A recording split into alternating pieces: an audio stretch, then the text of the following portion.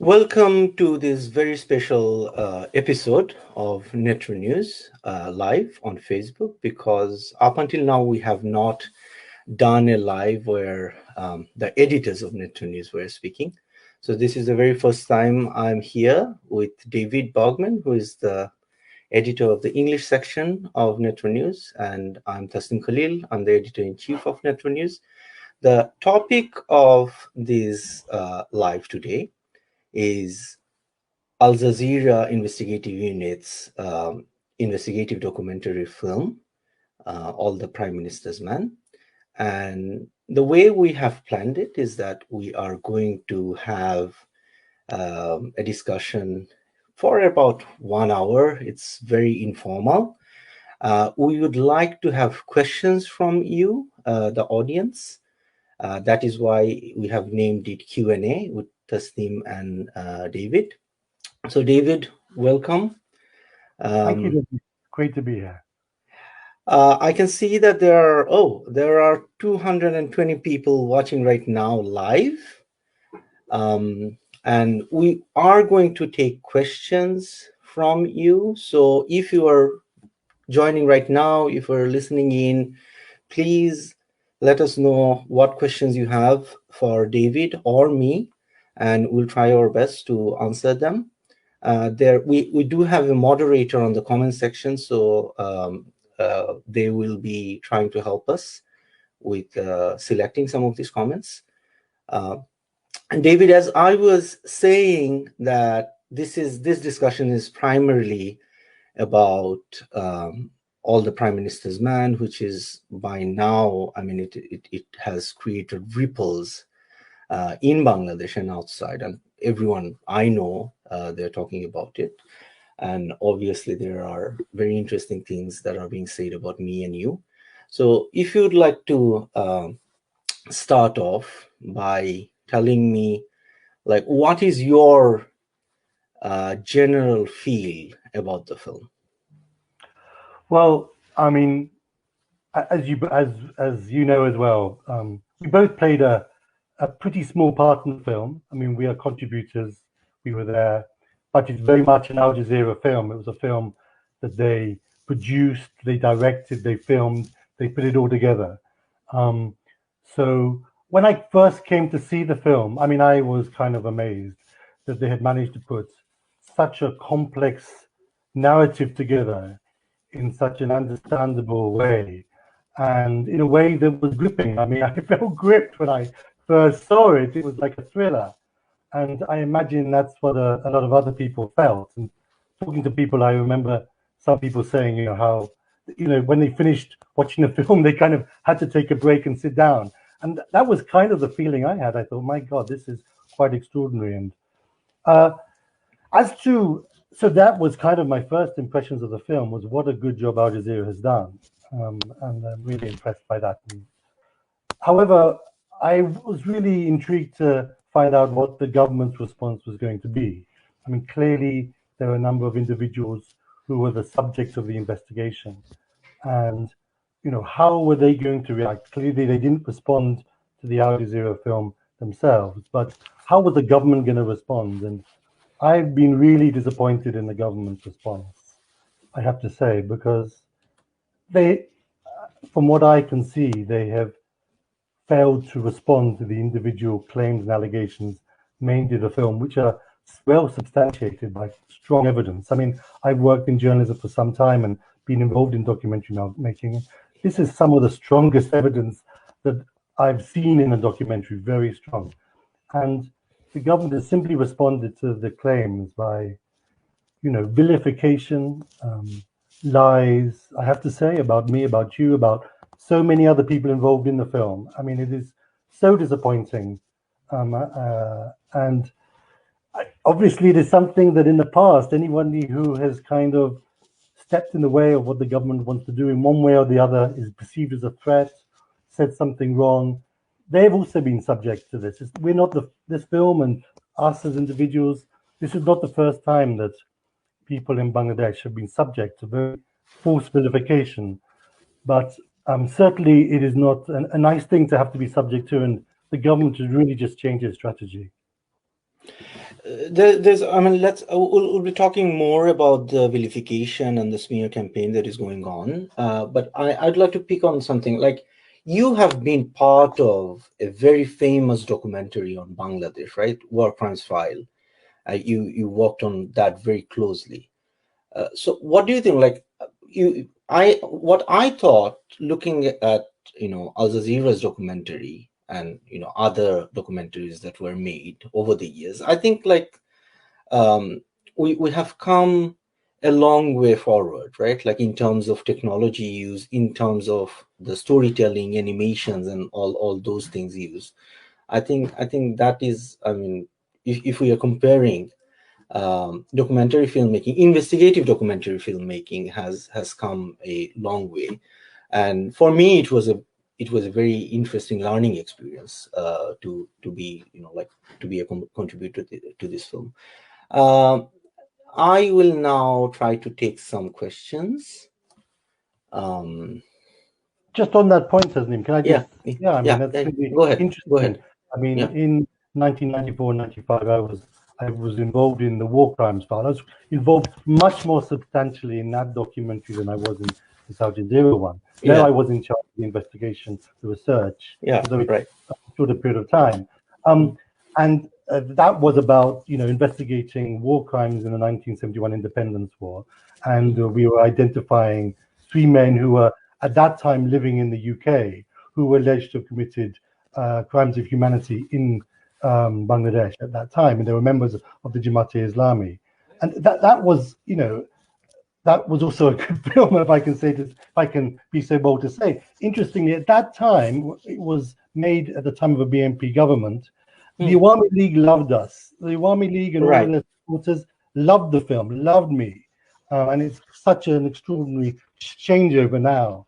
I mean, I've thought exactly, I mean, people bring the same skills, whether it's about a documentary relating to war crimes in 1971 or relating to the Awami League government now. The Mm, same skills of journalism are used in both.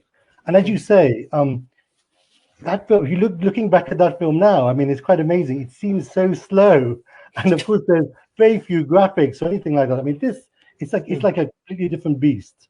I mean, mm, the techniques of documentary making have really changed in, is mm, it 30 years coming mm, up to that since that film was mm. made?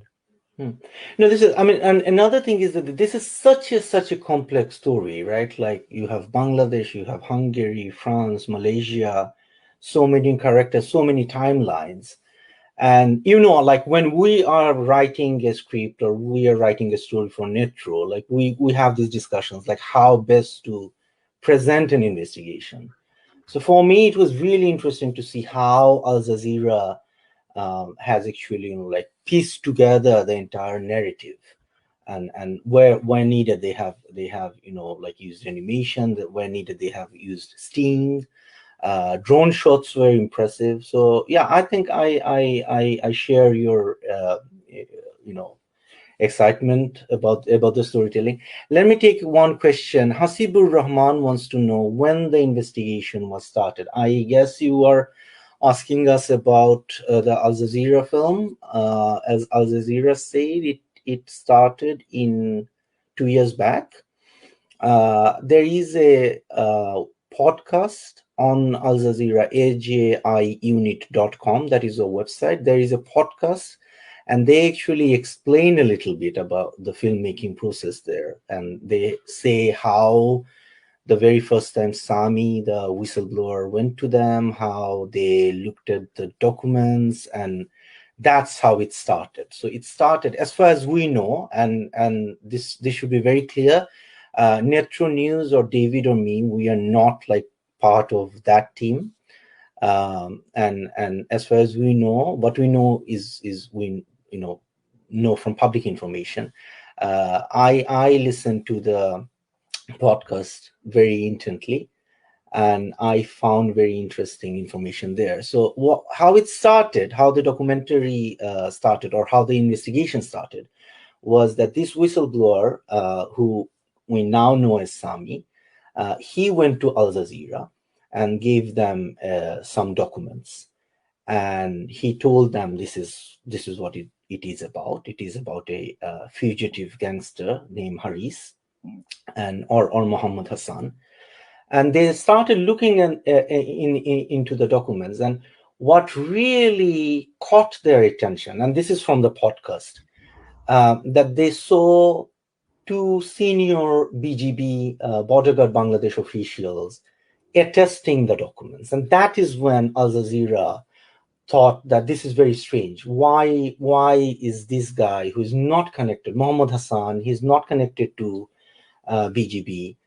Why is his documents and bank certificates and stuff like that are being certified by senior military officers working for the border guards? So that's what at the very beginning caught their attention, and the film took the investigation took about 2 years, as we know, Al Jazeera have said.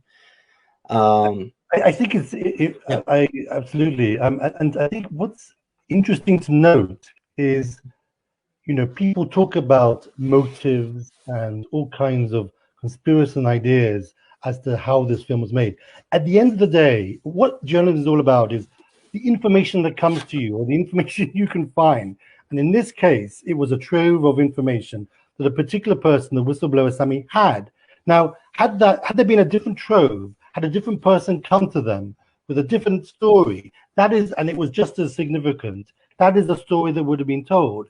It is not that Al Jazeera in any way went after a story. The story came to them. That is really important, because people have some idea that there is some grand conspiracy, involving absurd kind of actors, including ourselves. That's just not the way it happens. That's not the way that this kind of journalism takes place. It really doesn't.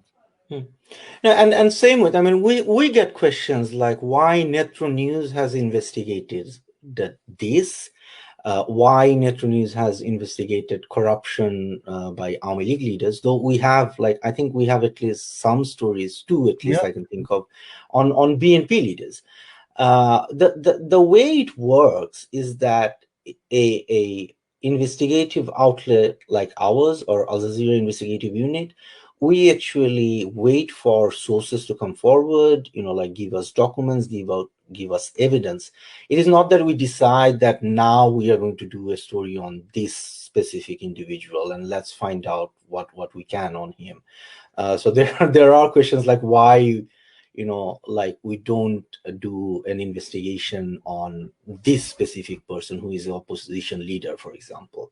The answer is very simple. If you have any evidence, if you have any documents proving corruption or abuses that you think will make a good investigative story, you are very, very welcome to contact us, or you can contact Al Jazeera, or you can contact Channel 4, BBC, CNN. There are so many really good, credible organizations out there. There is another question I'd like to take. Sohel Ahmed, he asks, why Army League is not accepting the Al Jazeera English report? Appreciate if you can also discuss about it. So the Army League is not accepting the Al Jazeera English report. That's a very interesting question. David, you want to take it? Well, he's talking about the film, presumably. Yes. Al Jazeera English report is in the investigation. My assumption, naive that many people have suggested that it is that I assumed that Sheikh Hasina would immediately remove General Aziz Ahmed and kind of separate herself off from that family. The family is the crucial subject of the film, and they are the crucial core of everything there. And clearly, it would seem to be in the government and the Awami League's political interest to remove themselves from that family. Now, that hasn't happened, and as I mentioned earlier, not only has that not happened, but they're just trying to vilify and discredit the film in whatever way they can, which is kind of a really odd strategy, because, by doing that, the film, unless people are not going to kind of be satisfied until they get a clear explanation from the government and the Awami League, I would imagine. So it would seem to be very much in their best interest to respond to the claims in the film and make changes and initiate reforms. That is, if this film took place in most other countries which are more liberal democratic than Bangladesh, I accept. But if that kind of film was in Britain, you would have investigations, you would have people who had to be held to account, who would have to respond, and there would be a process of reform. And the government and the governing party would learn from it. I mean, journalism is a great mechanism by which governments and political parties can learn about things that they may not necessarily know all about and improve themselves. That hasn't happened, and that's a real shame. Now, why didn't you, Tasneem, explain why you think that hasn't happened? No, because I think I actually disagree with you there, because I was not expecting. Very interestingly, I was interviewed by Al Jazeera here in Malmo. By the way, I mean, this is our editorial office. Whoever is watching, this is Netro News' editorial office in Malmo. So Al Jazeera, when they interviewed me, one of the questions they asked me is, like, what do you think Sheikh Hasina is going to do? And this is that didn't make the final cut. I said, I don't think Hasina will actually be able to remove Aziz, because Aziz is one of the 4 or 5 people, the security czars, I call them. Benazir is another. No matter what they do, no matter what kind of crimes they commit and what kind of, like, criminal activities they aid and abet. I mean, you have to remember, these are the people who have selected Hasina to be in power right now. I mean, she's not an elected prime minister. The government is not elected. I mean, we have seen what has happened in 2018 December, right? Like, I mean, this is not a secret. I don't think, like, anyone with a, bone of honesty in their body will try to say that it was an election. So, and that was fully engineered by the police. I mean, already the commissioner who was in charge of that, he has been made the head of this National Security Committee or something, or a council. Aziz, there is talk about, like, elevating him to the chief of defense staff, which is like the chief of all the 3 forces together. This is what I told them, and I still believe that Sheikh Hasina is not necessarily in a position to take, take action against him. So what is happening, and this is very interesting. I mean, what they are doing right now is that they're, rejecting the report, in a way proving that these are people Sheikh Hasina is not going to move against. These are people Army League government will not dare touch. So that is what I think. Another interesting question is, why Shakhat Hossain Faisal, he wants to know why Netro News is only involved in this investigation with Al Jazeera. I really don't know what you mean by this. One thing I think has to be clear is that Netro News is only 1 year old, actually. And when initially there was any contact between Al Jazeera and ourselves, I think this is true of you as well, is that we were individual journalists. Right. Yeah, that's true. We may have discussed the possibility of a Netro News thing, but that hadn't come to fruition. We weren't in any way kind of connected to Netro News.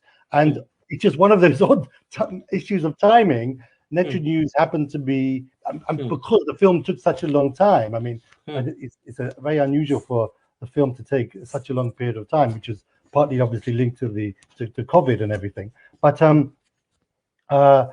we were started off as individual journalists who had a speciality on Bangladesh and whatever, and so that was the way in which we were initially connected in at all to the film.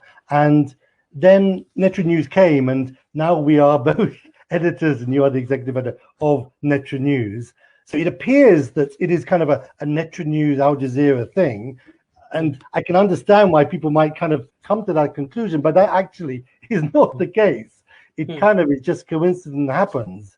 Now, clearly, we are Netro News, and we are obviously writing about the film, and we were both in the film. So that is really our kind of connection, and that's why we're Yeah, and one more thing. I mean, there are some material, I'm not going to detail that, but some of the materials which are actually obtained by Netronews was later shared with Al Jazeera.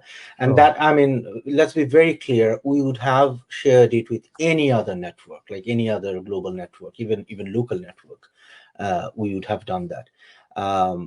So yeah, I mean, it's absolutely. I yeah, mean, we would work with. I mean, now that we are Netronews, I mean, we as Netronews or as individual journalists, separate from the organization, we would work with any broadcaster. Of course, we would. It just happens that Al Jazeera had this story, and clearly we weren't going to, for whatever reason, we were obviously going to agree to work with them if we got that opportunity. I mean, Al Jazeera is a very credible broadcaster.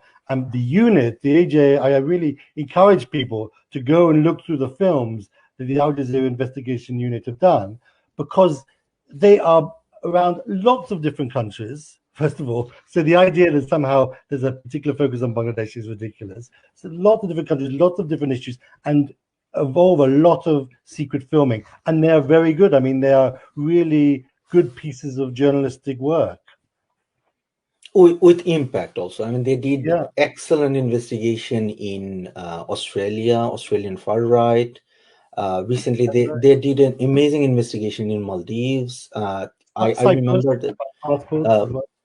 Then Kenya, extrajudicial execution in Kenya. That was like, I mean, anyone who follows global journalism, anyone who follows investigative journalism, knows about Al Jazeera Investigative Unit, and they're highly credible. And also Phil Rees, who now heads the Al Jazeera Investigative Unit, he's the director there. I mean, he is, known as one of the giants of investigative journalism, especially on TV.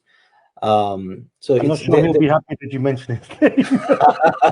No, well, I actually have never met him, but I know about him. I know. Also say that we've been saying such wonderful things about Al Jazeera. I mean, that is my honest opinion. It is. Like, yeah, I mean, there are lots of other BBC.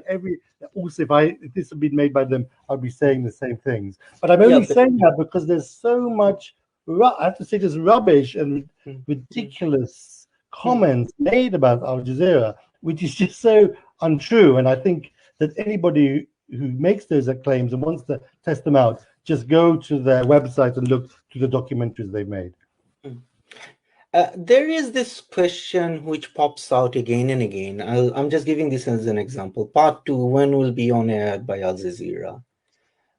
Did Al Jazeera investigate only one topic or many? Can we expect more episodes or more films?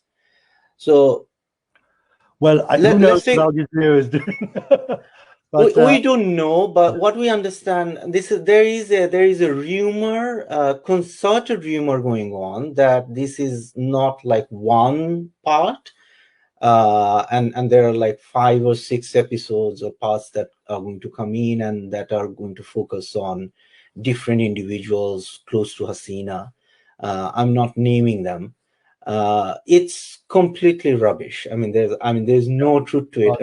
All the prime minister's man, as far as we know, we have spoken to Al Jazeera. We know the producers, and there is no plan on there are no other parts of the film. This is a single film, but with several components. I mean, the film is there. There is a podcast. There is a document archive. All the documents that were used in the investigation, they have released it, and they are going to do some follow-up reportage also. I mean, either in video or in other formats, textual reports and all that. But I mean, this is absolutely not true. I'd like to tell the audience and whoever is listening, there is only one film, and that is All the Prime Minister's Man, and that is about Aziz Ahmed and his brothers. I mean, people have to realize how long it takes, how long and how intense, how many people involved making these kinds of films. You just don't do a series of them; it just doesn't happen. Unless it is Netronews. I mean, once we have more resources, we'd love to do films like this. We are set up to work on Bangladesh. Yeah, Never mind the- we are set up to work on Bangladesh, and we have been. I mean, if you have just come to know about us, I mean, go to our website, Facebook page. We have a Google Mirror which cannot be blocked in Bangladesh. Um, so I mean, check out the investigations we have done up until now. I think some of that you will find useful. Um, so this question is, why Bangladesh government telling and their supporter that it was a paid documentary?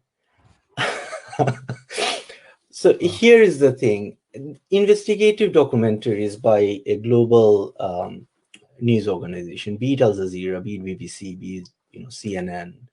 Uh, these by definition, by standards and ethics of journalism, this cannot be paid for. I mean, no one can. It is not possible to buy journalism. Though I realize there is obviously the smear, there is obviously the propaganda that someone, actually David, in some places it is alleged that you have paid $500 million to Al Jazeera to make this film, which is absolutely baseless. There is no truth to it. But at the same time, I understand in Bangladesh, I was talking to a colleague of mine, and she was telling me that when they go to a press conference, for example, people actually like come and try to offer them money in an envelope, and that is a very common practice that is sort of prevalent in Bangladesh, that um, people think that they need to pay the journalists to publish news.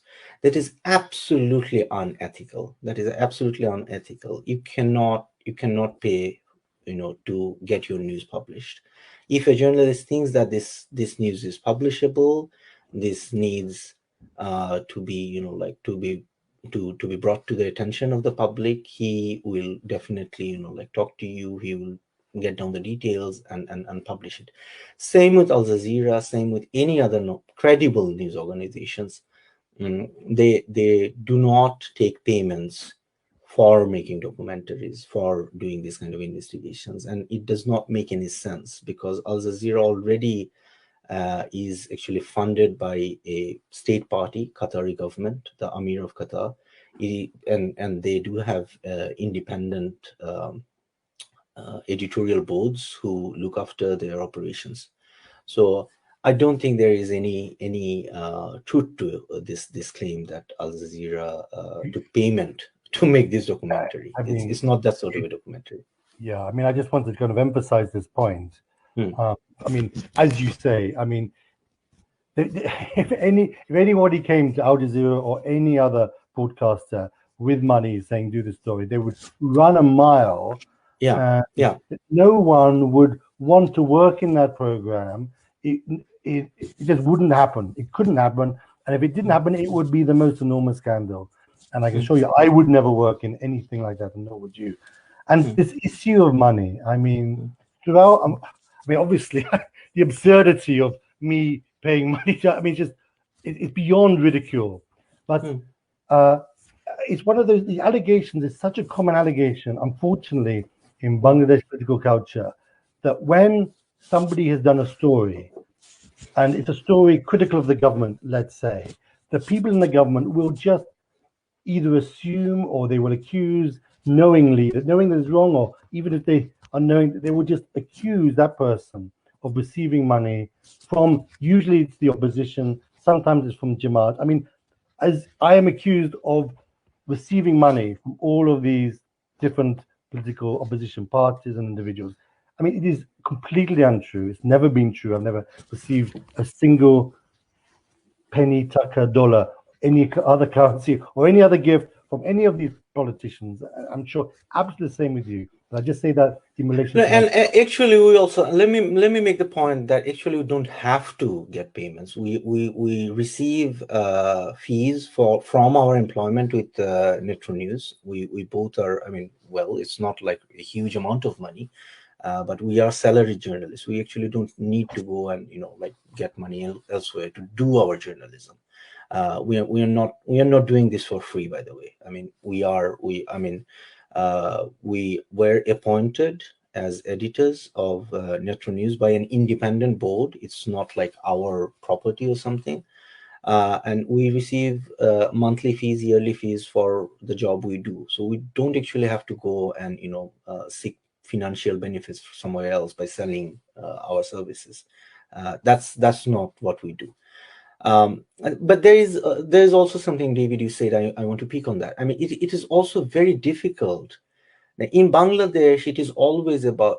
I have a feeling that people are not actually, some of the readers, some of the audience members, even when they're well-meaning, even when they're sincere, they're not necessarily interested about the content of the journalism, but they start off by thinking about the allegiance of the journalist. So is David Bergman a BNP guy, or is he a Army League guy? Same with me. And it's very confusing, like with me, I mean, some of the people who come to my Facebook profile, for example, and they have heard that I'm a Jamaat agent. And then they figure out I am an atheist. Like, I'm very open about it. And they cannot sort of like, understand what's happening here. Why would an atheist be a Jamaat person?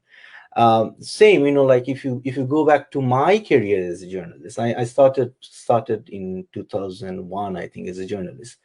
And that was, I have covered BNP's regime very closely. I was a young journalist. The very first Human Rights Watch report on Rapid Action Battalion, I was one of the lead researchers in that. It is a 70-page report. I would say I'm very proud of the investigation we did. The lead author was obviously Fred Abrahams of Human Rights Watch. There was Henrik Alafram also, and Meenakshi Ganguly and Brad Adams. They were the editors. And that was the very first time there was like that kind of international attention on human rights abuses by the BNP government. I have also written stories on extrajudicial execution during BNP's time. In Forum magazine, in Daily Star, living in Bangladesh, by the way. So at that time, some of the people actually called me a Army League agent or a Army League person, which I was not. During the caretaker government, I was from the very beginning, I was very vocal about the caretaker government. It's all matter of public record. I spoke to Washington Post, for example. The army was extremely pissed off about that. So I mean, my record would show that I have sort of pissed off like all the governments that I know. Yeah, all the regimes or governments I have covered in Bangladesh, and some of the people who come to know about me, they're very confused that who is this guy? I mean, he's not Army League, but he is not BNP, but he's not Jamaat. So sometimes it becomes very confusing. So look at the content of our journalism. Like, just forget the byline you see there, forget the face you see there. Look at the story, look if the evidences are proper, look if we have talked to people properly, look at the documents we are citing, and that should be enough to convince you whether or not the investigation is credible. So please, I mean, this is something very important. You should know the people behind the stories, behind the journalism, but also judge us according to our journalism. I mean, we're not going to say that we are perfect as journalists. We do mistakes. We do try to correct them, but we do not have any kind of partisan alliances, anywhere. So let's see. Go ahead, David. Sorry, yeah. I mean, just this imputation of motivation, the sense. Right. First thing that people do is to discredit you from on the basis of some perceived bias that they think you have, and all these claims that people receive money or meeting people. I mean, it's really, really unfortunate, and it is a tactic that the government uses. I have to say it is a deliberate tactic the government uses to plant stories which are completely fabricated, they often have some detail. You think, where have these people invented these stories about meetings taking place on particular dates? In my experience, almost every kind of that kind of story is entirely untrue. David, there are very interesting questions. I'll give this question to you. It's a very long question, so I'll just show it and then I'll take it off. My question to, so Fahmida Noor is asking, my question to Bargmann. Very often supporters of Bangladesh Awami League and their student wing activists defame you, saying that you were the lobbyist of war criminals of Bangladesh and you were the prime person of Bangladesh Jamaat-e-Islami and you fought for war criminal Jamaat. Although I know you are an honest and brave journalist, but I want to know the facts and clarification, not for me, but for the defamers. Fahmida Noor. David Bargmann, are you a lobbyist for Jamaat and the war criminals?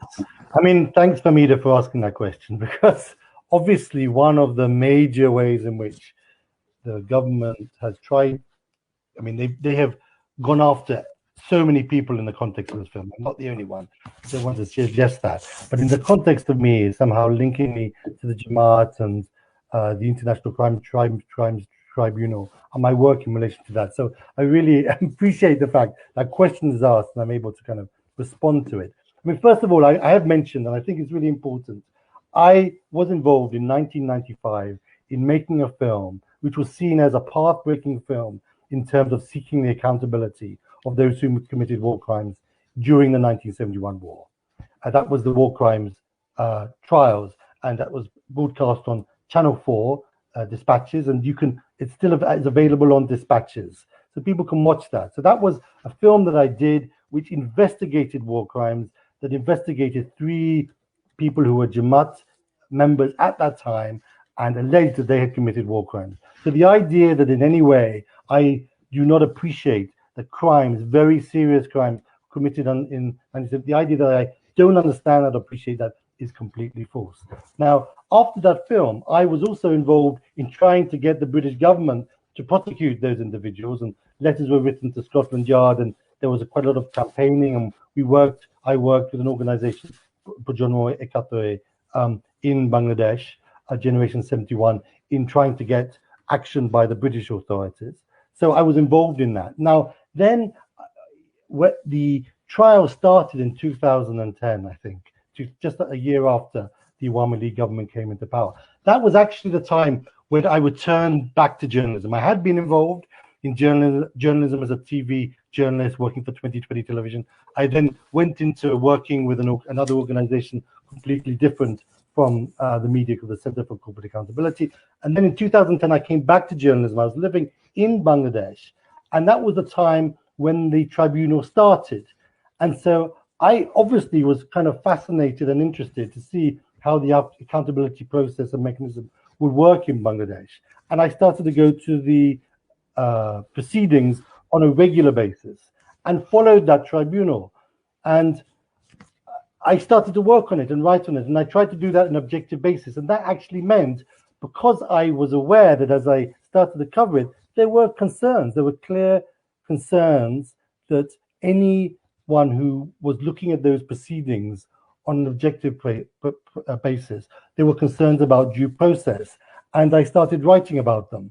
And I did so in a blog and also in the newspapers in the country at the time. And I think that work stands up for it. That was straightforward, objective journalism. I was not paid by the Jamaat to do that work. I did not do that work on behalf of the Jamaat. Jamaat had their own lawyers and their own lobbyists, and those people were paid, and that is known about and straightforward. And the lawyers are kind of out in the open, and I am not one of them, and I was never involved in it. And it's unfortunate that people mistake critical journalism about the issue of fair trials with the idea for support for the accused. That doesn't happen in other countries. In the UK, lots of journalists write about the unfairness of trials or the unfairness of proceedings, and they are not accused of being pro-defendant.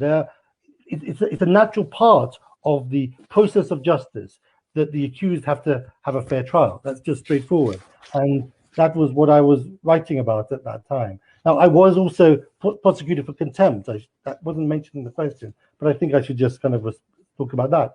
Now, I was prosecuted for contempt, but that was a very, in my view, a kind of politicized claim, and it was unfortunate that that happened, and it involved work that I still consider to be perfectly objectively written, but clearly in Bangladesh at that time there was enormous amount of support for the war crimes trials, and I understand that. I mean, I also support the whole process of bringing criminals and the war criminals to justice, and those in the Jamaat to be brought to justice. So I understand that, but it was very emotional, and I got caught up in that, and that is where those proceedings came out of.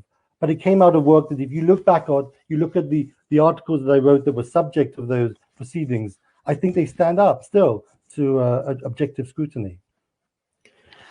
There, I'd like to add something, David, and that is my own take on the trials, the ICT. I mean, I was a supporter of a process of accountability, but I was kind of hoping that it would have been. I mean, that was, you know, like when it first started, right? Like around right after Army League came into power. I was very keen on having a process, having a tribunal. Maybe a hybrid tribunal where there would be some international participation, and also the Pakistani war criminals would be brought to justice there. Like there are at least 195 of them. What is happening right now with the tribunal, the narrative Army League has established, one would simply look at the story and think that it was Jamaat-e-Islami who actually were the principal perpetrators of the genocide, which is absolutely not true. I mean, they were just, you know, auxiliary force. I mean, it is also in the verdicts and all that. And that is a disservice to history. The narrative that has been created, the Jamaat-e-Islami, you know, like these are there are also very funny, statements like Ghulam Azam was like the Hitler. No, he was not, because I mean, he was not the Hitler of this genocide, because it was the Pakistani army that committed this genocide, perpetrated this genocide. And people like Ghulam Azam or Motibur Rahman Nizami or Jamaat leaders, I mean, they were aiding those forces. In my personal view, from the very beginning, was that if we are having a trial, number one, we have to establish that, I mean, it should conform to the absolute, highest standards of international justice. It should be acceptable internationally. And I think the trial that took place in Bangladesh, it has done exactly the opposite. It has brought this whole narrative of the liberation war and genocide into question internationally, because people look at the trial now and look at all these faults. Actually, you, David, you were covering. They point this out and say, I mean, what exactly went wrong here? I'm gonna move to other questions, because there are like lots of questions coming in. There is a Bengali comment. I'll respond to this. Mohammad Shahinur ইসলাম শাকিল উনি বলছেন যে পৃথিবীর বিভিন্ন দেশে Al Jazeera নিষিদ্ধ। মিশর থেকে শুরু করে বেশ কিছু দেশে তাদের 6 জন সাংবাদিক ভুল তথ্য প্রকাশের জন্য আটক হয়েছে এবং শাস্তি পেয়েছে। আল জাজিরার এই হীন ষড়যন্ত্র থেকে সবাইকে সচেতন থাকতে হবে এবং বাংলাদেশের বিরুদ্ধে এই চক্রান্ত সবাই মিলে মোকাবেলা করতে হবে। মিশরের যে কথাটি বলেছেন, সেটা মিশরে বর্তমানে একটা সামরিক সরকার, সামরিক স্বৈরতান্ত্রিক সরকার, আব্দুল ফাত্তাহ সিসির সরকার আছে। সেখানে সাংবাদিকদের অবস্থা এমনিতেই খারাপ, সেখানে সাংবাদিকদেরকে এমনিতেই নির্যাতন নিপীড়নের মুখোমুখি হতে হয়। এবং যে 6-7টি দেশের কথা বলেছেন, আপনি যদি সেখানে যান, আপনারা যদি দেখেন যে কোন কোন দেশে আল জাজিরা নিষিদ্ধ এবং কোন কোন দেশে আল জাজিরাকে সহ্য করা হয় না, তাহলে আমার মনে হয় না, ওই ইংরেজিতে একটা কথা আছে যে নট ইন গুড কোম্পানি। তো বাংলাদেশের মনে হয় নিজেদেরকে ওই 6টি দেশের সাথে তুলনা না করাটাই উচিত হবে। আমরা চাই না যে বাংলাদেশের অবস্থা মিশরের মতো হোক। আমরা চাই না যে বাংলাদেশে কোনো একটা সামরিক সরকার ক্ষমতা গ্রহণ করুক এবং আল জাজিরা বা অন্যান্য স্বাধীন গণমাধ্যমের সাংবাদিকদেরকে আরো নির্যাতন নিপীড়ন করুক। তো এই পয়েন্ট আমার মনে হয় একটু ভুল বলছেন। I'll now move to. Okay, there are like this same person is commenting on and off anyway. Can I just come back? Sorry. Yeah, go ahead. That Yeah, is about what you were talking about, the war crimes trials. I mean, yeah. I don't want to get bogged into the subject. Hmm. I mean, I just feel it was my own view, because I think I probably have a slightly different view to you overall. I feel it was a lost opportunity for Bangladesh. Yeah, same. I agree. It is a lost opportunity that backfired internationally. That's But so. internationally, sorry, yes, sorry. You know why? Because I last year I was actually attending, last year or the year before, I was attending this conference in Oslo, and there was this Norwegian scholar I was talking to, and when we were talking about Bangladesh genocide, I mean the thing they knew about was more about the failures of the trial, not the actual facts of the genocide, what exactly happened. And I think that was the disservice that this trial did to the memories of 71. The people, like people are aware of the complaints against the trial, but not exactly what Pakistan army did.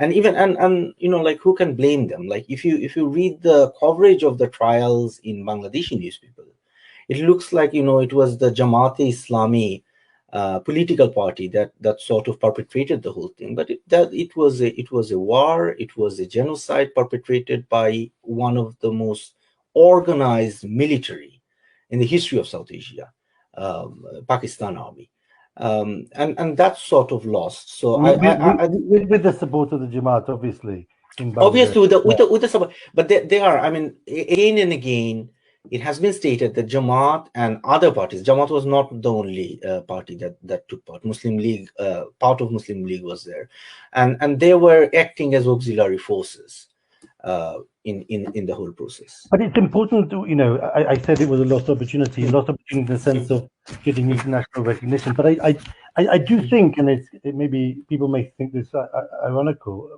have some irony, but I do feel that, the trials, for all of their inadequacies and lack of due process to a great extent, I mean, they were perhaps important for Bangladesh. And there are many people in Bangladesh who genuinely feel that they were, in whatever way they took place, however inadequate they may have been, it was the only kind of accountability that was going to take place in the country.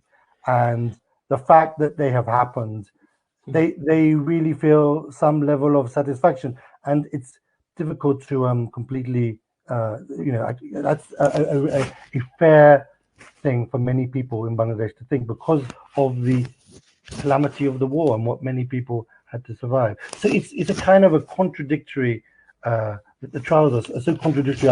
I'm still kind of working them out in my own head as to what I can finally think about it all, having written quite critically about them, but also understanding how important they were for many people in terms of ensuring some level of accountability. There is an interesting question. Rubel Sadek Shordar, he wants to know, did your investigation find any involvement from RAW, Research and Analysis Wing? I understand that's what he's trying to ask here. This investigation was not a Netrunni's investigation. This was Al Jazeera's investigation, if you were referring to the film. But we had an interview with the whistleblower. His name is Sami, or the pseudonym is Sami. During the interview, he told me that Haris Ahmed told him. So it's very important to underline this chain of reliance of what is being said here. Sami has told me, quoting Haris Ahmed, that Haris Ahmed told him that when he was in India, when he was in Kolkata, Research and Analysis Wing, which is the foreign intelligence service of India, they were sort of like acting as his patron, and he had Haris Ahmed had shown Sami a visiting card of a officer who belong to the Intelligence Bureau, or IB, of India.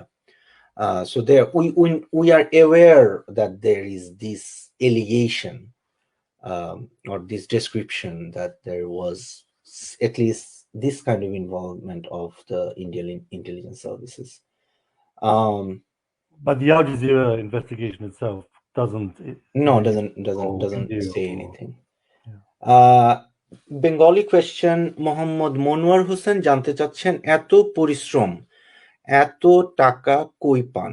ওকে, আমরা Nitro news একটা অলাভজনক, যেটাকে আমরা ইংরেজিতে বলি non profit একটা journalism, সাংবাদিকতার public interest জার্নালিজমের একটা প্ল্যাটফর্ম, এবং আমাদের বর্তমানে আমাদের অর্থায়ন হয় সেটা হলো যুক্তরাষ্ট্র ভিত্তিক একটা এন্ডাওমেন্ট, এটাকে বলা হয় ন্যাশনাল এন্ডাওমেন্ট ফর ডেমোক্রেসি। এটা একটা বেসরকারি একটা প্রতিষ্ঠান যারা সারা বিশ্বে মুক্ত সাংবাদিকতা এবং বাক স্বাধীনতার বিকাশ এবং প্রেস ফ্রিডমের বিকাশের জন্য তারা বিভিন্নভাবে অর্থ সাহায্য দিয়ে থাকেন।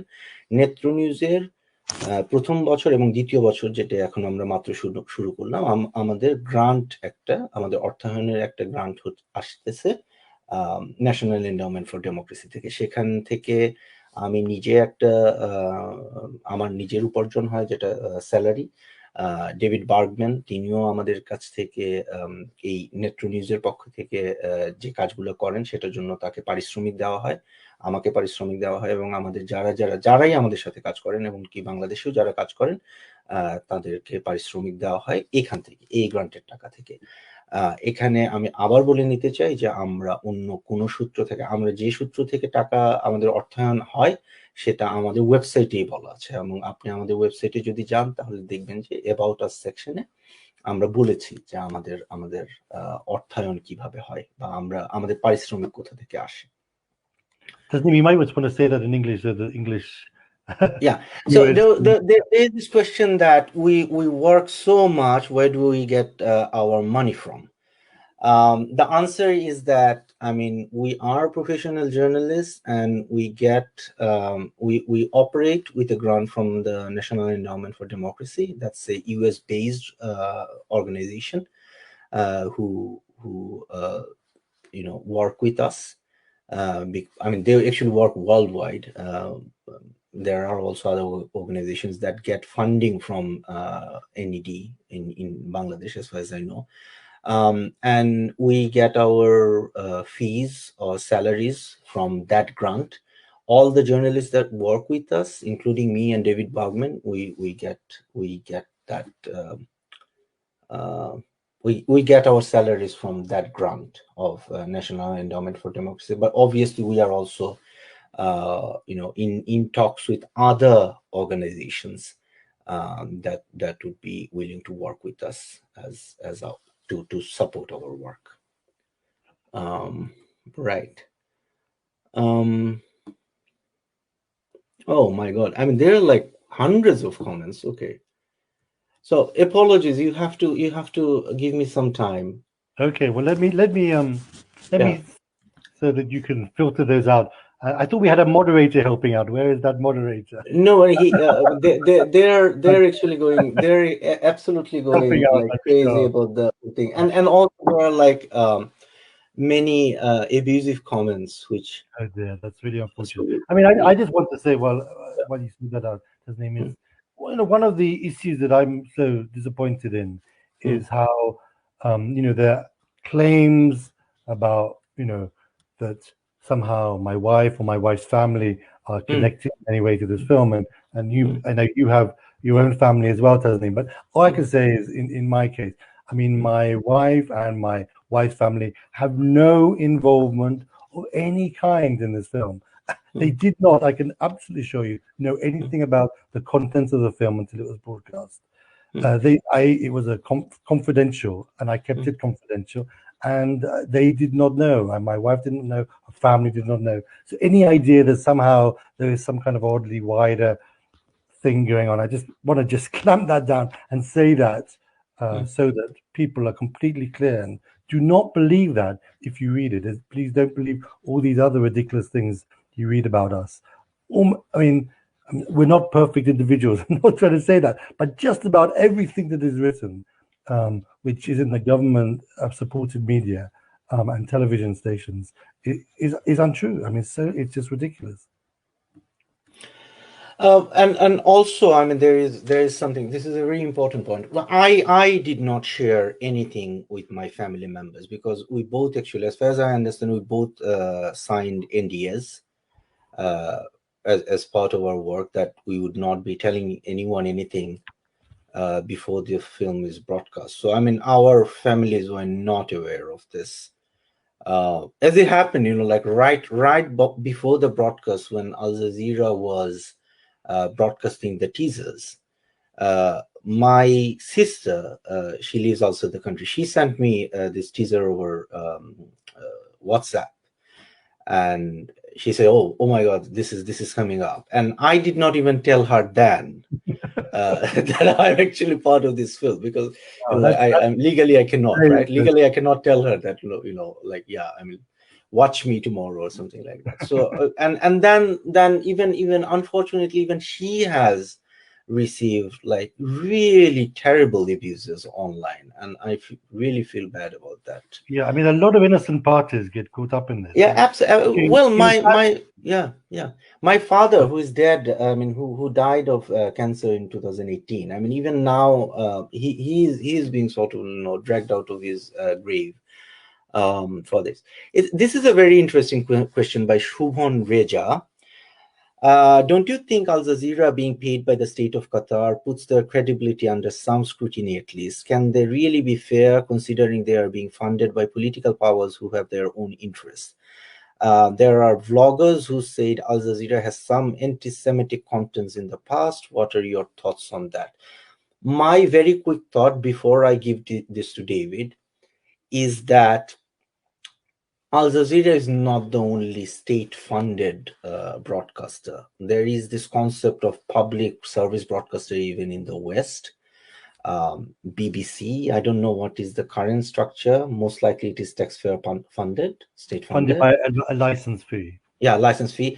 Yeah. Up until very recently, Swedish television, SVT, Swedish radio, and IWAR, the academic television channel, all were funded by public money. Actually, still they are, like they have changed the taxation model a little bit, so it's no longer licensing fee. So I don't think by default, having a state-funded media organization is, like a no-no. I think, I mean, you have to look at the structure of the whole thing, the structure of the organization, how independently these people can work, how independently the journalists can work, what kind of interference is there. And I think I need to mention this, like recently there was this huge spat between Saudi Arabia and, the GCC countries and Qatar. And all of the countries actually, like were putting pressure on Qatar to shut down Al Jazeera, or they are going to, like impose a blockade on Qatar. And Qatar said they're not going to, like do anything that would jeopardize the editorial independence of Al Jazeera network. And they delivered on that. I mean, what happened? There was a blockade against Qatar for, I think, some years. I don't, or some months.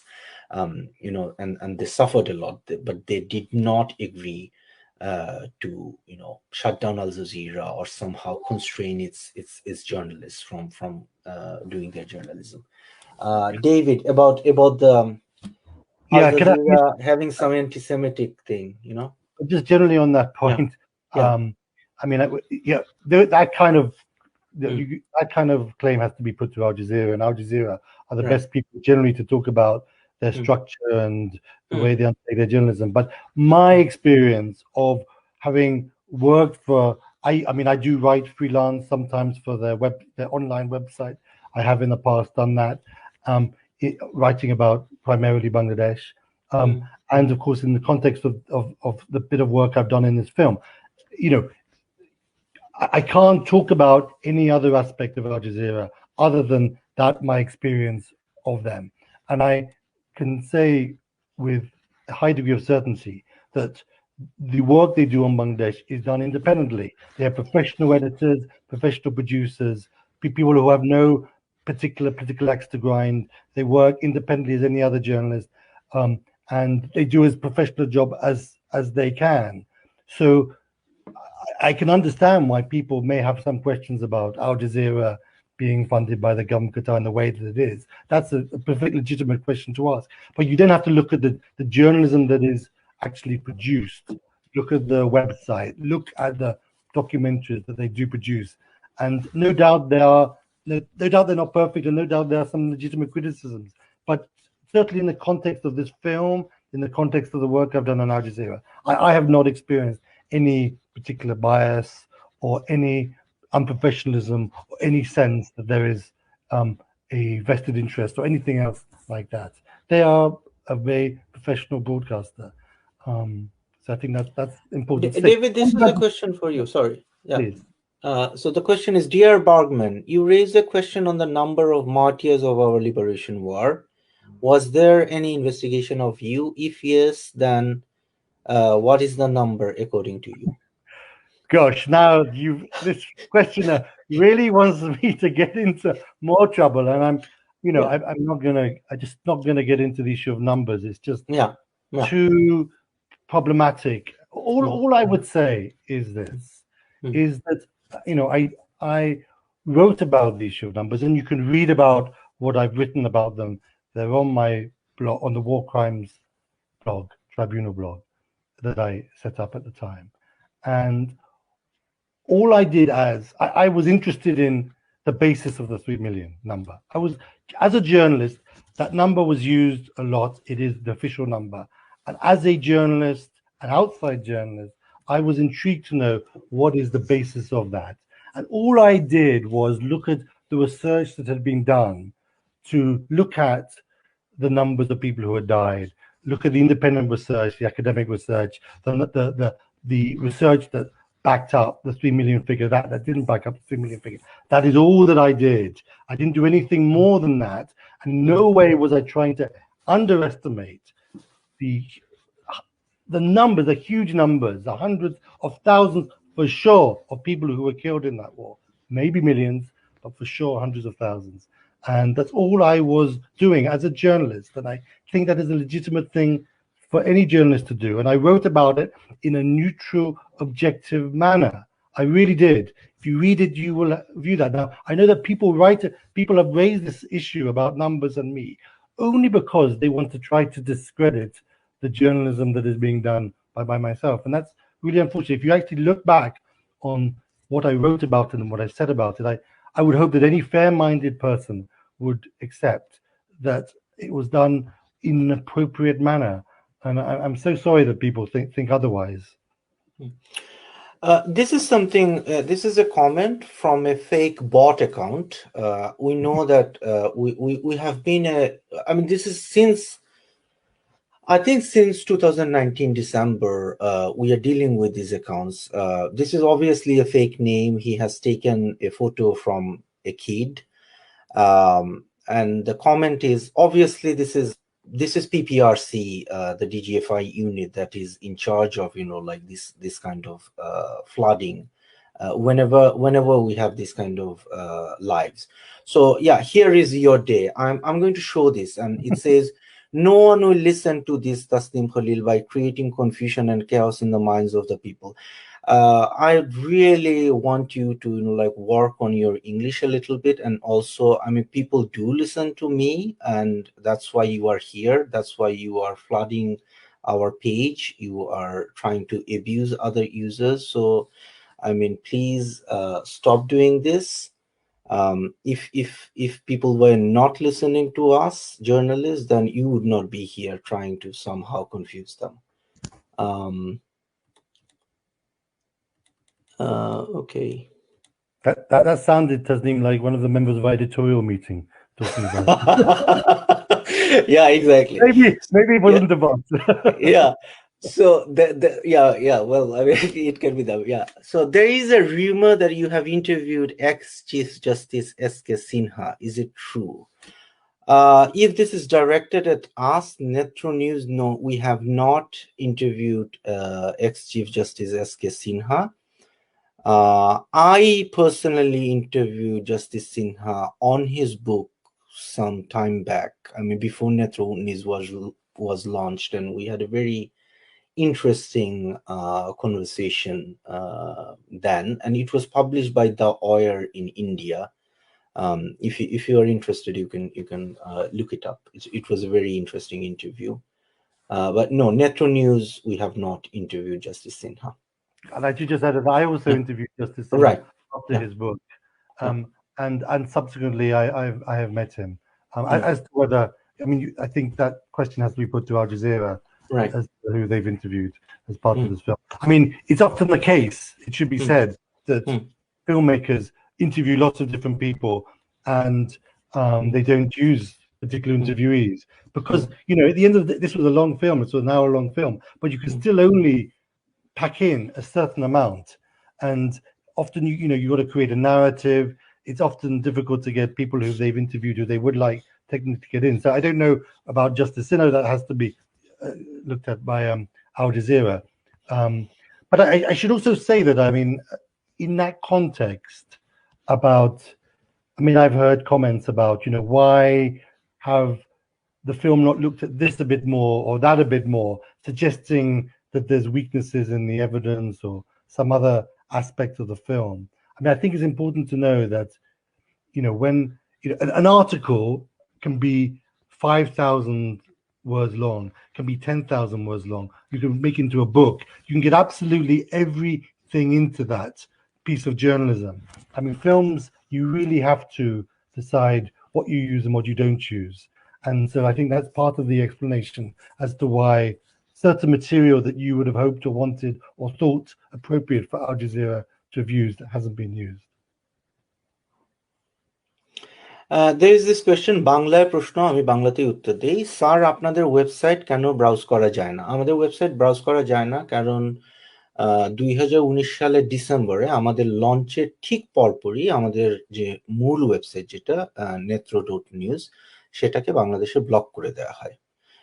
তারপর থেকে আমরা Google cloud সার্ভারে আমরা একটা mirror ব্যবহার করি, যেটা আমাদের ফেসবুক পেজে বিভিন্ন পোস্টের সাথে যে লিঙ্কটা দেওয়া হয়, সেটা ওই মিররের লিঙ্কটা, যেটা কোনো ধরনের ভিপিএন ছাড়া বাংলাদেশ থেকে ব্রাউজ করা যায়। তবে ওটাও মাঝে মাঝে আমরা যখন অনেক সেন্সিটিভ কোনো স্টোরি পাবলিশ করি, অনেক ভয়াবহ দুর্নীতির কোনো স্টোরি পাবলিশ করি, তখন সেটাও মাঝে মাঝে বন্ধ করে দেওয়া হয়। সেক্ষেত্রে সবচেয়ে সহজ উপায়টা হলো একটা ভিপিএন, 1.1.1 বলে একটা অ্যাপ আছে, অ্যাপ স্টোর থেকে আপনারা ডাউনলোড করে ইনস্টল করতে পারবেন। সেই ভিপিএন সার্ভিস, ওটা ঠিক ভিপিএন না, ওটা হলো গিয়ে ফিল্টারিং অ্যান্টি সেন্সরশিপ সার্ভিস। সেটা যদি আপনারা ব্যবহার করেন, তাহলে নেত্র নিউজ সহ যা যা ওয়েবসাইট বাংলাদেশে ব্লক, আপনারা সেটা অ্যাক্সেস করতে পারবেন, ব্রাউজ করতে পারবেন।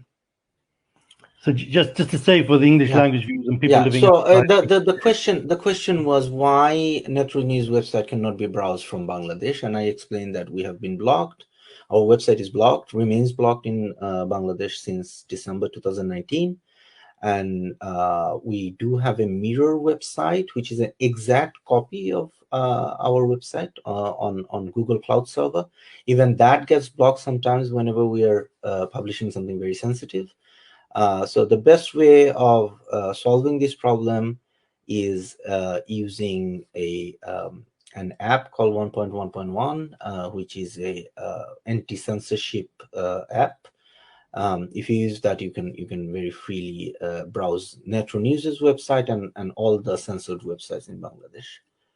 I mean, whilst you look for the next question, Tasneem, just to say that what happened to us, I mean, we're fortunate to have a mirror site, but often that's not the case, and lots of websites are being blocked from outside the country, outside Bangladesh. And I think it's important to recognize there is that quite a high level of censorship that exists, and obviously within Bangladesh, lots of websites are also being blocked, and there clearly is a significant issue of media censorship in in the country. I mean, that's a kind of what I don't know. We haven't got onto that, but I mean, what do you feel about Tasneem? I don't know whether you want to talk about now. We can do it later if you want. This whole issue about, how the media has, the independent, put to one side the kind of pro-government media, but the professional, independent media, the media that wants to do as good a job possible, that exists in Bangladesh, and they do a good journalism. I mean, I can name some: Daily Star, New Age, Dhaka Tribune, Potamalo, lots of other Bangla papers. I mean, there is a grouping of newspapers and media in Bangladesh with professional journalists who do and try to do a really good job. I mean, what do you feel about how? What do you feel about the way they respond to the film and what that says about Bangladesh media? No, I mean, I look at ourselves as people. We are part of that equation, right? And I see that it is. Someone jokingly said that if Bangladesh government could do it, then they would send, like some drones to Sweden and, UK to, get us assassinated or something. It was a joke, obviously. But it shows the kind of vitriol that we both are being subjected to. But that's the most that they can do. But our colleagues back in Dhaka, for example, I mean, they would not even dare to like talk about stuff we are right now talking about. We are right now like discussing, for example. They would be subjected to the threat of enforced disappearance and also other legal sort of attacks through the Digital Security Act and all that. I think some of the newspapers actually did the smart thing by sort of explaining to the readers that why they are not saying anything. Like Daily Star has done that, Dhaka Tribune has done that. Prothom has a excellent piece by actually Kamal Ahmad is also a Netro News columnist. He has written an excellent piece about like what could have been the ideal response from the Bangladeshi government about the film. But then again, Kamal Ahmad does not live in the country, as far as I know. So I mean, it is extremely difficult for journalists back in the country to even touch these subjects. These are no-go areas. I mean, you are not supposed to, and this is nothing new. This is not only about Al Jazeera or the film. I mean, you are not supposed to say anything. Even saying something positive about the army is a no-go area unless it is backed up by like an ISPR release or something. So no one would talk about army. No one would talk about things that go on inside the military. As far as I remember, I mean, the one investigative story focusing on Bangladesh Army before this Al Jazeera documentary was by BBC Bengali, and interestingly, that was by Kamal Ahmad, if I'm not wrong. That looked into the business interests of the army. It was very fun story that came out a few years back, and that is the only like investigative story about Bangladesh Army I can remember as a Bangladeshi journalist. So these are I really don't think that they're in a, and this is also I have to say, I mean, this has been going on for years, right? Like this has been going on even before Awami League came into power. So and it's getting worse by the day. I mean, I just on that subject want to name check New Age that has published. I mean, has been pretty bold, and I hope me saying that isn't going to cause them any trouble. But they have actually, they published Shoaib Alam's very good article and other pieces by other journalists, and I really encourage you to look at that. And the Daily Star has also started to publish, more material.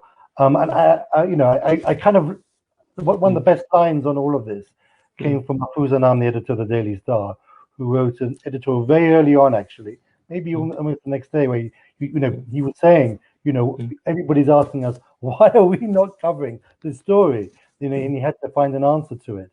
But one of the points he made in that, he said, that the newspaper was in this bizarre situation where it was writing about the film when it couldn't even write about the allegations in the film, couldn't name any individuals, and could only publish press releases that were written by the government when they couldn't discuss the film. I mean, that really kind of said it all, and it was very well put. Actually, that reminds me of something. I was the consulting editor for eBangladesh, which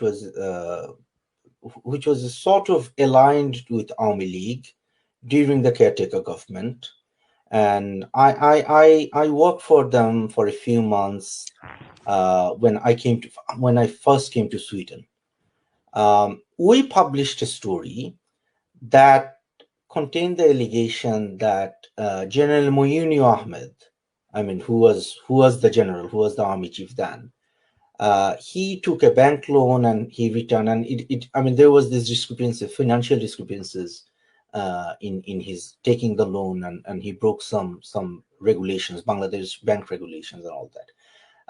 And there was this blogger, Mashukur Rahman, US-based blogger. I was the editor of his piece, and we published it. No one in Bangladesh actually covered that. Okay, but when Moinu Ahmed was at that time, Moinu Ahmed was visiting United States in some state visit, and some journalists, I think from ATN US or some network like that, confronted him and asked him questions about this story, and he responded. And the next day, all the newspapers in Dhaka actually printed Moinu Ahmed responding to a story they didn't have any idea what this general is responding to. So this is exactly, I mean, at that point in time, I mean, internet was not that widespread, and people actually didn't know what's happening. So it was a story about possible corruption by Moinu Ahmed and his brother, which was published by us. But then when he was responding to these allegations, no one had a clue that what is being discussed here. Like, why is Moinu Ahmed responding to a story that didn't exist in like public discourse? So this kind of funny, very interesting things do happen in Bangladesh. Yeah, David. There was obviously an interview on Deutsche Welle today. Oh, yeah. Yeah. I mean, personally, I like Gawar Rizvi. He's a very honorable. I mean, in the sense that he's one of these gentleman figures within the Awami League, and but he when asked about why the media wasn't speaking about the story, I mean, he has failed to acknowledge that and claimed that there's so many newspapers. Yeah, there are so many newspapers registered. Most of them don't exist, and most of them are basically under the government's thumb in one way or the other, or owned by people who are vested within the government. So it was a pity. I felt Gawar Rizvi's interview was a real pity, in the sense that trying to defend the indefensible is not something that he's best. I feel so bad for him. I met him in Oxford, like thanks to that very infamous, very infamous head-to-head thing, which, by the way, was again Al Jazeera. I found him a very decent man. I find it really baffling in a way to see him.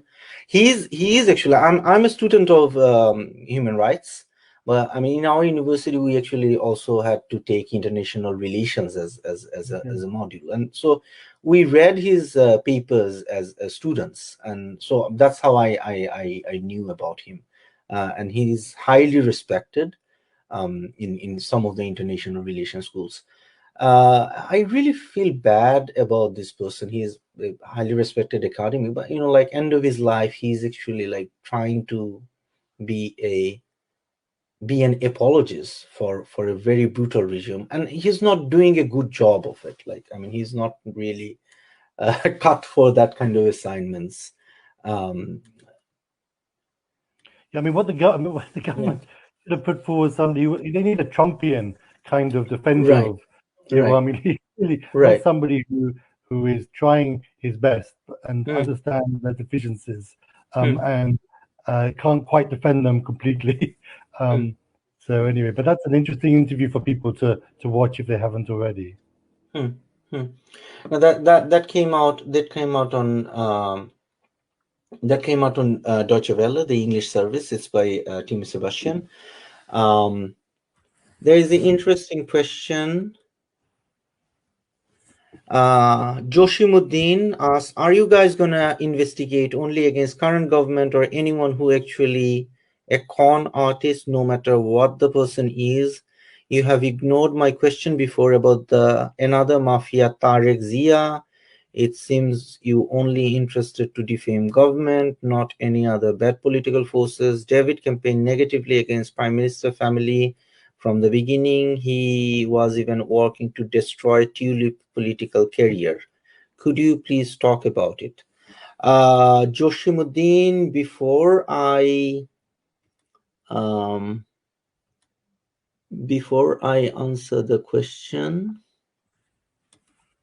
before I give it to David, actually, when I was in Bangladesh, when I was working as a journalist covering the BNP government, I have blogged about Tariq Rahman. I have actually written, I wrote a story focusing on Tariq Rahman for Forum magazine in Daily Star, and that was part of the reason I am sitting here right now, not in Dhaka. Because that story covered how Tariq Rahman was one of the people who were, sanctioning the DGFI, the military intelligence agency, in their sponsorship of different Islamist groups. The story was called Prince of Bogura, and it was a big hit with Army League at that time.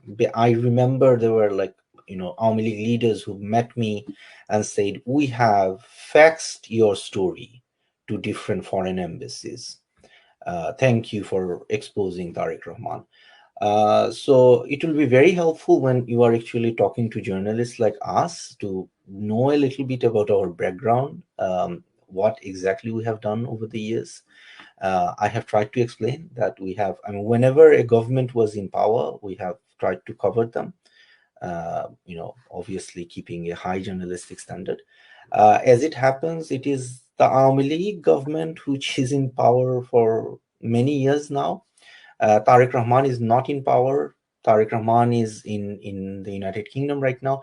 But yes, obviously, if you are very confident, if you have evidences, or anyone in our audience, the government of Bangladesh, if you have evidence and documents proving corruption allegations against Tariq Rahman or anyone in the opposition, you are very welcome to contact us. And by the way, it is not true that we only cover government figures.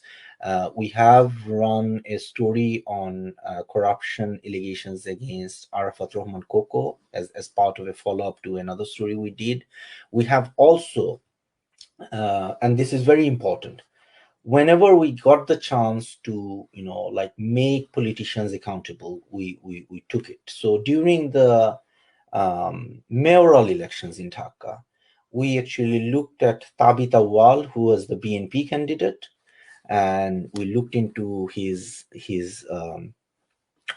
business interest in Singapore, and we published a story that showed that he withheld information about his Singapore-based company in his filing to the Bangladesh Election Commission. And based on that investigation, there was a writ petition in front of the High Court, which was filed by a very interesting character, former Justice Shamsuddin Ahmed Manik, who is very, very pro-Army League. And also all the pro-Army League newspapers also picked that story. So it is not entirely true that we only write about the government. Whenever we get a chance, we definitely cover others. Yes, can I respond on that? Absolutely. I mean, first of all, I as I say, I had a break from journalism. I returned to journalism in 2010 when Awami League had just come into power, And so he never, and my journalism has always tended to be, questioning the power centers. And clearly, therefore, I was always going to write most critically against the Awami League. I mean, that was just the nature of the beast, because they were in government. And they have been ever since 2010. So there is no malice or any motivated intention to write against the Awami League. They're in government. The human rights allegations are alleged against them.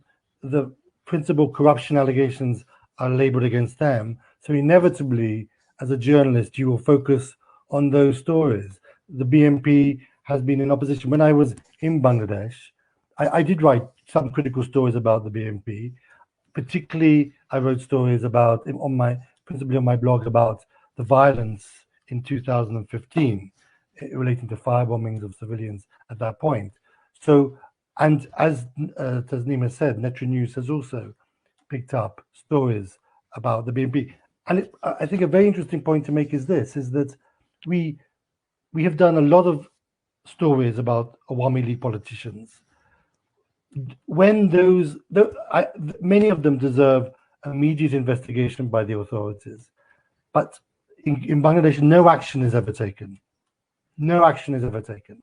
Whenever we write a single story about a BNP politician, immediately the Awami League government takes action against that person. I mean, the difference in response between an article that we write against the BNP and an article we write against the Awami League is astonishing. I should just mention, and Tasneem I may not be aware of this, but I just want to put something right, is that in terms of the Tabit Awal, he actually does have questions about, when he went to court, he won that hearing, and he does question those issues about our article, but he hasn't yet actually responded to that. But I have heard information from him about that. I just want to say that on the record. But we gave him a right of reply. Yeah, we have it on record. He did not respond. By the way, this is very important. Any story Netra News does, even in some of our opinion pieces, whoever is negatively mentioned, we give that person, whoever has a chance of being negatively affected, be it Tabit Awal, be it General Shafin, the head of BGB, be it Ashraful Alam Khokon, who was until recently the Deputy Press Secretary to Prime Minister Hasina. We gave them the right of reply, বাংলাতে যেটাকে বলে আত্মপক্ষ সমর্থনের সুযোগ. We gave them that. We asked them that these are the allegations against you that is going to be contained in our article. You have 24 to 48 hours, specifically this time, please respond. And even, I mean, we do something extra. You say, I mean, if you think that this is going to in some way harm public interest, that we publishing the story is going to harm public interest, please let us know, because we are a public interest journalism organization and we are not going to publish something that will go against that. As it happens, they tend not to use this opportunity. And there was this question about whether Al Jazeera has done something like that. As far as I understand, Al Jazeera gave right of reply to all the people mentioned in the documentary, including General Aziz, including Sheikh Hasina. And something very funny happened. I mean, this is very important. General Aziz Ahmed knew that Al Jazeera is going to broadcast a documentary. There was a letter, I have seen it not from Al Jazeera, but somewhere else. He knew that these are the allegations. He knew that, like his brothers and others, I mean, Al Jazeera has this kind of evidence showing this and that. He chose not to engage. He chose not to respond to the letter. He chose to leave Bangladesh just, 2-3, maybe this was, planned, beforehand. That's okay. But I think, it is always a good idea that if you are asked a question by a journalist, especially when you are given a right of reply, you should take it. And me and David, we are actually discussing, and I think David also touched on that. I mean, whatever you see about us in Bangladeshi newspapers and TV channels, not a single editor, not a single journalist has actually contacted us, trying to get our version. And it is very unfortunate. We have had a statement from the Ministry of Defense, ISPR, absolutely ridiculous statements about me, Netro News, and David Bergman. Well, I think it is the basic of journalism that you should actually give a right of reply to that person. Yes, David, go ahead. No. I mean, I think I just wanted to emphasize your point, and you made it. I mean, we've been in discussions about this, and you made it very strongly, and I completely agree. It's quite all of these allegations that you read about me, Tasneem, other people not even involved in the film, people who I barely, are just so. I mean, they have no connection at all with Al Jazeera or the film. All those, I mean, nobody ever gets a right to reply. I mean, they print this without getting back to us, and that is the basic tenet of good journalism. Is if you make an allegation against somebody, you first contact that person and give them an opportunity to respond to that. I have not had an opportunity to respond to any of these, any article, anything that's been published. And I think when you read those articles and it doesn't have the response, my response to it, then I can assure you that means it's completely false. And it's very telling. And it's very telling. Just going back to your first point, that we're approaching like 1 hour 30 minutes mark. I just wanted to show this comment. I'm not gonna, I find this is one of those bot accounts. So obviously Kabir Khan is a fake name and this is a fake photo. But it's very unfortunate. Like if you are a DGFI officer who like in charge of looking after these bot accounts, like these guys cannot even say DGFI. It's not DGFI. So please take care of this. This is extremely embarrassing. You should not pay these people if they do this kind of rookie mistakes. Oh my God,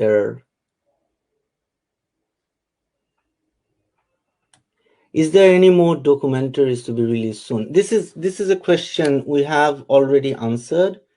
As far as we understand, there are no more documentaries of this sort from Al Jazeera Investigative Unit. But just while you look for the next question, Tasneem, just to say that it's so interesting that the government didn't respond to Al Jazeera. Right. I think that's extremely telling because, if you have got a response, if you feel that the allegations against you are false, you respond. I mean, you just do respond.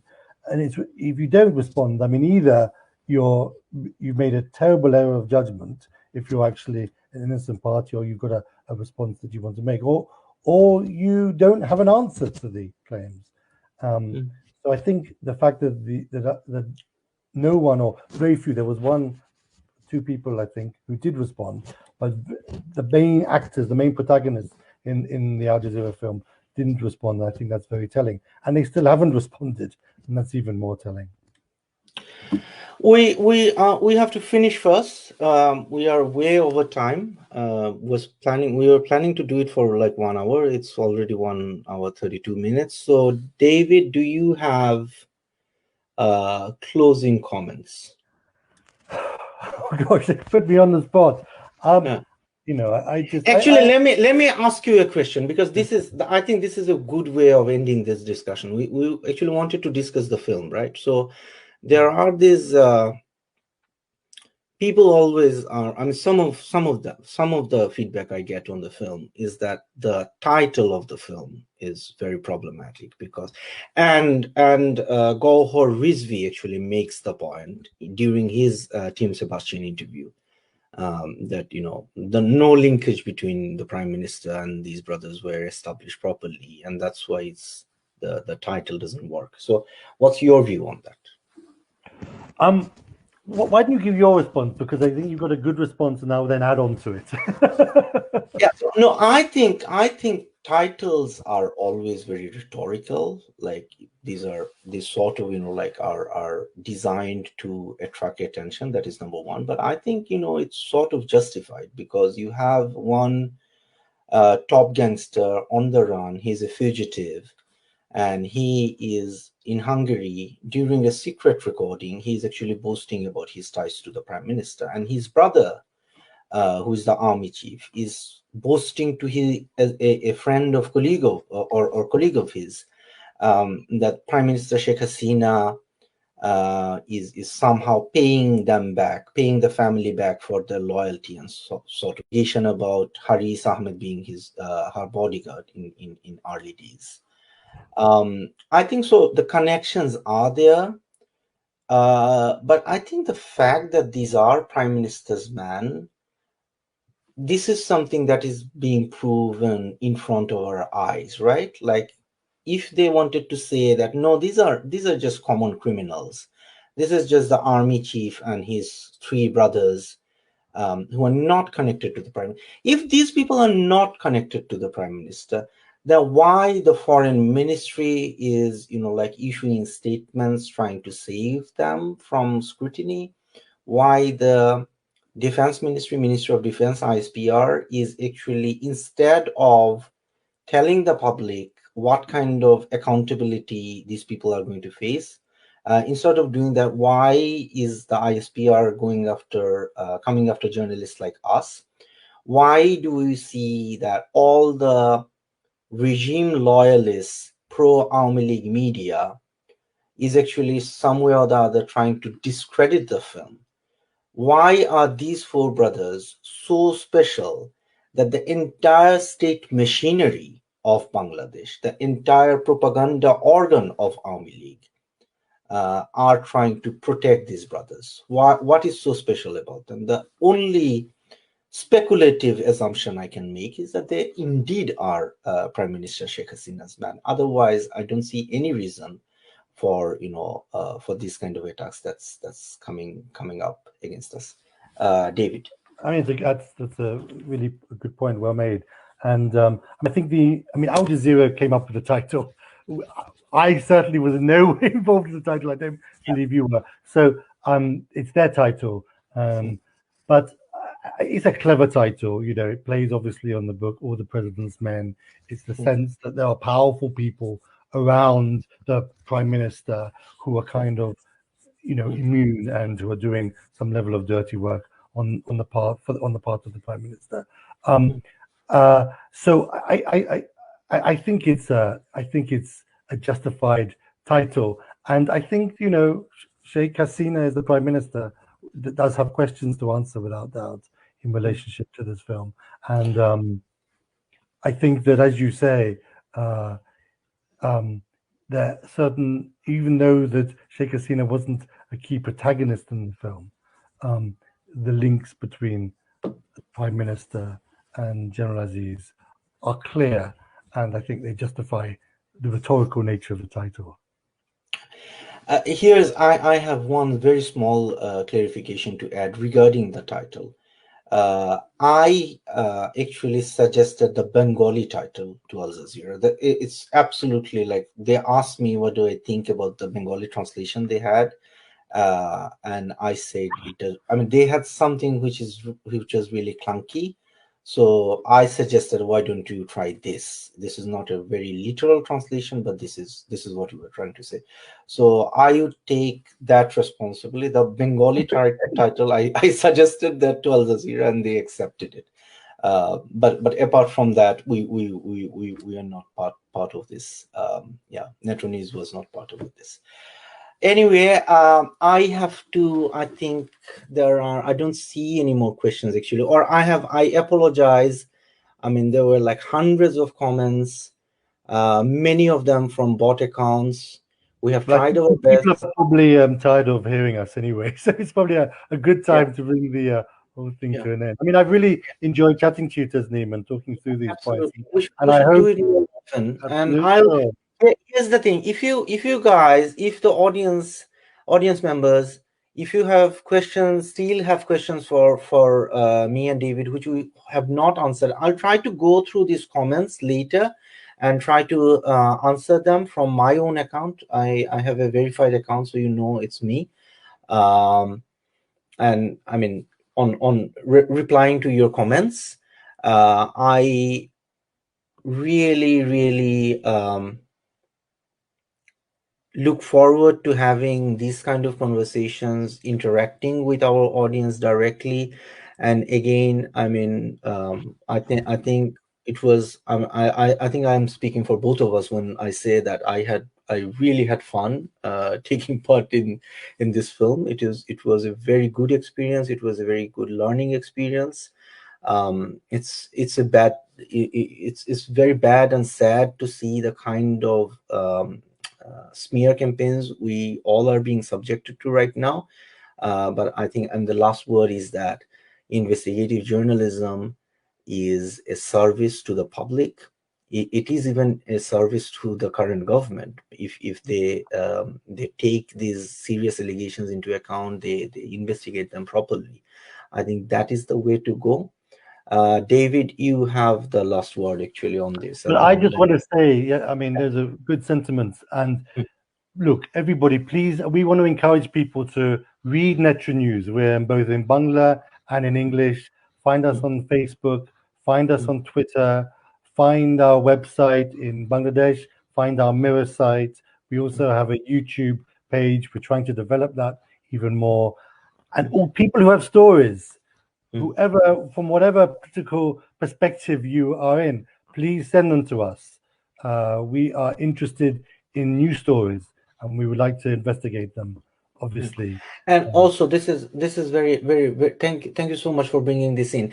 I'd like to clarify one thing. Netro News is registered in Sweden, and we have to abide by very strict Swedish press regulations when it comes to protecting our sources.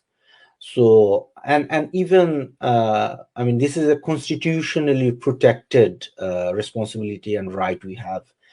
Even the prime minister or the king of Sweden cannot ask me, the editor of Netro News, to divulge my sources. So that is the sort of protection we have. I mean, legally also.